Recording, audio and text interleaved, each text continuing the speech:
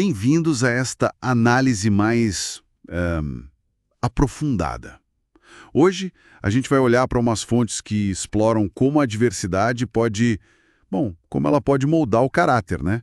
E preparar para grandes desafios. Uhum. E o nosso estudo de caso é a história bíblica de Davi, sabe? Aquela perseguição toda de Saul. A fonte principal é uma análise da lição 7, lá de 1 Samuel 19. Exato. E a ideia é tentar tirar umas lições sobre como navegar assim por perseguição, inveja e o que a fonte chama de processo de preparação. Ok, vamos desempacotar isso então. A ideia central, que o material bate bastante na tecla, é que Davi foi forjado, moldado mesmo, sabe? Lapidado por essa perseguição toda. É isso? E um ponto que eu achei interessante é que a análise não esconde as falhas, né? Mostra a humanidade ali, mesmo em figuras importantes da Bíblia. Mas o foco é como a dificuldade atuou. Sim. E o que é fascinante, assim, que a análise traz é a escalada da hostilidade do Saul. Ah, sim. Ela aponta direto para a inveja e para o medo, né? Medo de perder o poder para o Davi, que estava ganhando muito destaque. E como isso sai do controle, né? Totalmente. A análise mostra que essa inveja transbordou, sabe? Deixou de ser algo pessoal e virou uma coisa pública. Chegou ao ponto de Saul mandar os servos dele matarem Davi. Até o filho Jonatas, né? Até o Jonatas. Isso se conecta muito com o perigo da ambição, do medo descontrolado. Especialmente quando a pessoa já não tem mais uma, digamos, bússola moral, como era o caso do Saul, que a fonte diz que já não tinha presença divina ali, né? Faz sentido. E em contraste com essa hostilidade toda do Saul, a fonte destaca muito a lealdade do Jonatas, né? Com Davi. Muito. É um ponto-chave na análise. Ele alertando Davi, intercedendo por ele com o pai. Exatamente. E não só intercedendo, mas, assim, ressaltando a inocência do Davi, as contribuições dele, tipo lembrando Saul da vitória contra Golias, contra os filisteus. E como o próprio Saul tinha ficado feliz com aquilo antes, né? Justamente, a fonte apresenta isso como um testemunho forte de amizade verdadeira, sabe?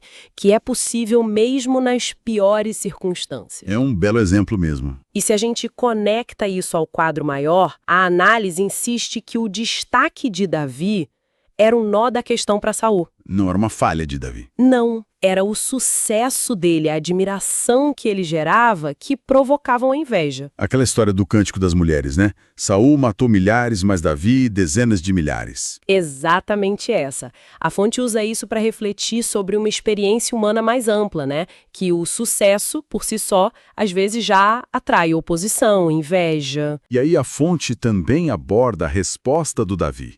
Eventualmente ele tem que fugir. Sim, não teve jeito. Mesmo depois de umas reconciliações ali meio temporárias. A análise até lembra daquela cena terrível de Saul tentando acertar ele com a lança de novo na parede. Uhum. Como que a fonte interpreta essa fuga? Não é vista como fraqueza, certo? De jeito nenhum. A análise sugere que a fuga, nesse contexto, foi um passo necessário, sabe? Parte de um processo maior. Um processo de preparação e, claro, de sobrevivência. Entendi. Era reconhecer o perigo e agir. Exato. E agir também incluía, segundo a fonte, esperar o tempo certo para as coisas, sem forçar a barra, digamos assim. Isso nos leva ao tal processo que a fonte menciona. O que mais estava envolvido nisso, nesse preparo? Olha, foi um preparo bem completo, segundo a análise. Essas provações todas, a inveja, a perseguição, a vida de fugitivo, serviram como um treino intensivo, né? Para quê exatamente? Para fomentar crescimento espiritual, fé, resiliência, paciência. A fonte até cita como exemplo Davi não ter atentado contra a vida de Saul, mesmo tendo chance, esperando o tempo de Deus. Ah, sim, nas cavernas, né? Isso. E menciona também a caverna de Adulão como um sinal de que a liderança, que é genuína, mesmo forjada na dificuldade, atrai seguidores. Até aqueles mais improváveis, né? Os endividados, os descontentes que se juntaram a ele ali. Interessante. Então, amarrando tudo isso, a lição principal que a análise tira é que a diversidade, mesmo sendo dolorosa pra caramba, pode ser uma forja poderosa. Exatamente.